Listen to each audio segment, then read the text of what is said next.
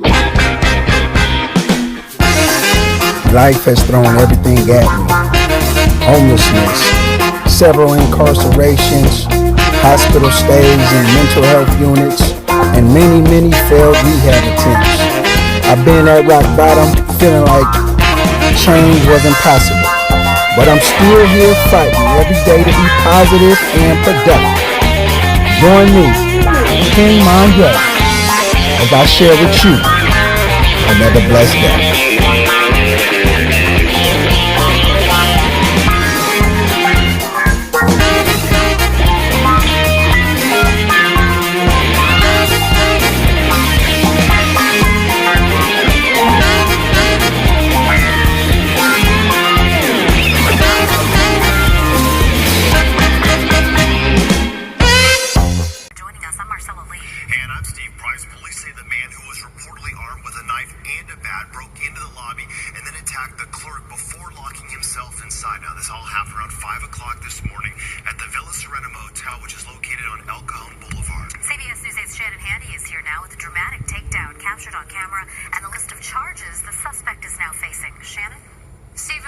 This morning's standoff lasted about 2 hours, during which time guests were evacuated. The suspect faces several charges, and we've learned he's been arrested before. We want to warn our viewers, you may find some of this video disturbing. During an hours-long standoff Sunday morning, El Cajon police officers were captured on video ordering a suspect to get down on the ground. Seconds later, one officer chases him. Falls and then gets tased again. The perception by some officers who were at the scene, they believe that the suspect had also taken a fighting stance towards them. What's up, YouTube? It's King Monyay. That was a long time ago. I remember that very vividly. I was in El Cajon City, and as you all know, as I becoming to be more open on this thing, I suffer with mental illness. I'm diagnosed as schizophrenic, bipolar, and so during that time I was hearing a lot of voices, hearing a lot of screams, and I was real nervous, real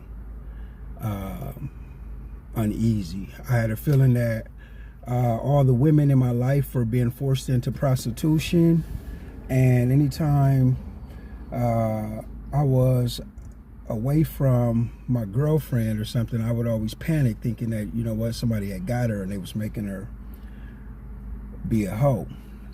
And so this time right there, that first incident, that was a night she had dropped me off, and once she dropped me off, I couldn't understand why she dropped me off. She dropped me off at the hotels right there, and at the hotels I started getting the feeling that somebody around there was calling her and telling her she needs to come get back to work, do her duties. It was nighttime, and so I started hearing voices, started hearing her moan and scream, and I started looking around trying to see where the hell this noise was coming from. So imagine me walking through the hotels, looking at everybody's door, listening, trying to see if I hear my girlfriend's voice on the other side of the room. And I came to a room, and I thought I heard her voice in there, so I kicked down the door. I kicked down the door, and I go inside, and nobody's in there, and I'm like, oh shit, I'm in trouble now. Well, as I walked outside the hotel room door that I just kicked in, the manager of the hotel is outside with his goon squad. They're outside. They just seen this on camera, and so they're outside looking at me with about 3 or 4 guys with sticks, and they have a good intentions to whoop my ass.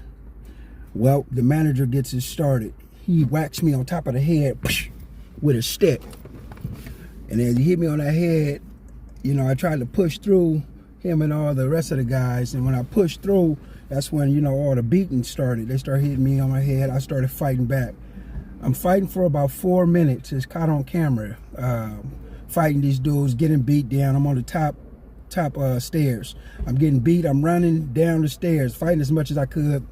After 4 minutes, enough's enough. I run downstairs and I run inside the hotel lobby. Now, when I run inside the hotel lobby, I run into the hotel lobby for safety. I run inside the hotel lobby to get away from the crowd that was just whooping my ass. When I run inside the hotel lobby, that's when I notice I'm bleeding. I'm out of breath, and you know, I become mad and angry at what just happened. I look over, I see a register, a cash register. I hit all the money. I open the register, take all the money, begin stuffing it all in my pants. During this time, outside, there's a mob of people starting to circulate because of all the action that just happened. I just kicked down the door. There's just been a rumble up on the top stairs, and now somebody's just ran inside the lobby and closed themselves in, which is me, and I'm inside the motel lobby, hitting the register, bleeding all over the floor. Long story short, man, I tear the place up inside, and I fall down on the ground. I'm bleeding. I'm losing blood. As I'm losing blood, outside, all of this commotion's happening. The police is out there. The SWAT team's out there. And the police is out there. Oh, no, the news is out there. I didn't know all this until later. But this is what you just seen in the first clip. You seen me come out the hotel room. Come out the motel lobby. After about 2 hours standoff, they finally convinced me to come out. I come out, I've got my hands up. As I come out with my hands up, you see they tased me. And if you listen very closely, you can hear me screaming. I'm screaming because at that time in my life, it was chaotic, and I had been feeling like I was running from somebody that was trying to kill me anyway. And when they tased me, I thought, oh, damn, I'm caught. I didn't believe that was truly the officers, police anyway. You know, in my delusional state, it was something else going on. It was a war going on, and it was a war going on against our women. It was taking our women, putting them in slavery, making them be hoes. And in my mind, when I came out and got tased, I thought it was over. I didn't know I was getting tased. I didn't know what was happening. All I know is I had this uncontrollable feeling of just being restricted. I couldn't move. My body locked up.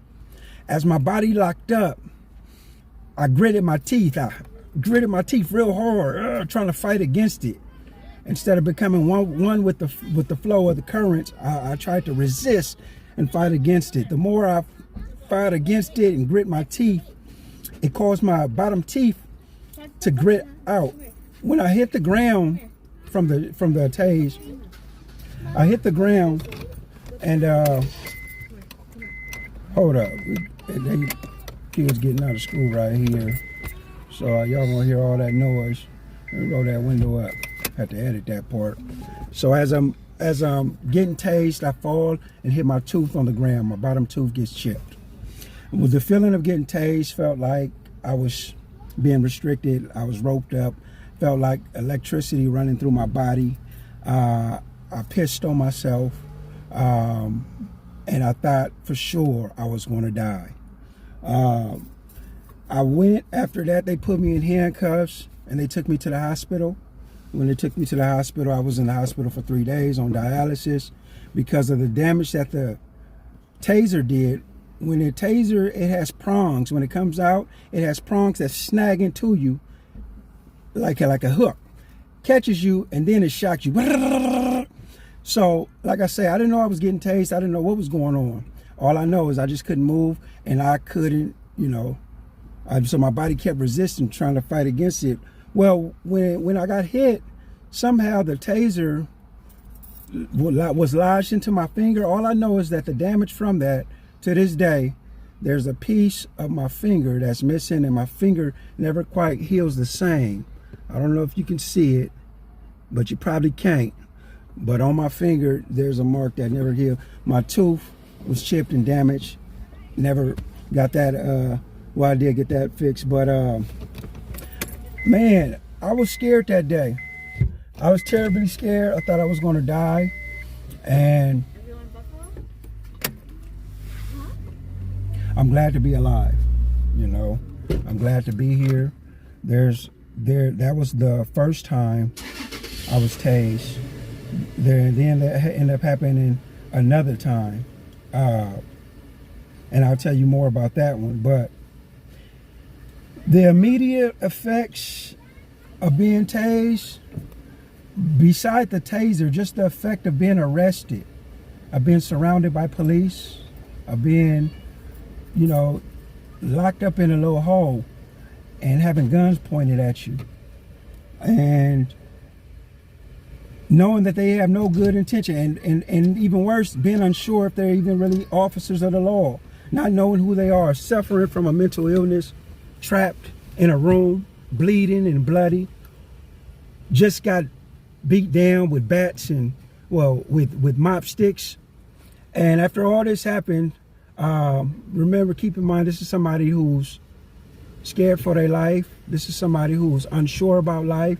And this is somebody who is just confused and needs serious mental help at that time. And what I got was restrainment. I got restrained. I got tasered. As you hear in the video, they let off the charge more than twice, each for a 5-second burst. That's a total of at least 10 seconds. Maybe it was 15 seconds each. It says in the police report what exactly it was, but from that event, I ended up getting charged with robbery for breaking inside the cash register, which ended up eventually getting dropped because there was no robbery, seeing that there was nobody there to prevent me from taking the money. I ended up getting charged with 2 or 3 counts of assault, which once the smoke all cleared, it was clear to see on camera that I was assaulted first with the sticks that they smacked me with. And the manager had lied during testimony in prelim, saying that I attacked him, and they caught it on camera that they assaulted me first. That ended up getting dropped. From that, I ended up doing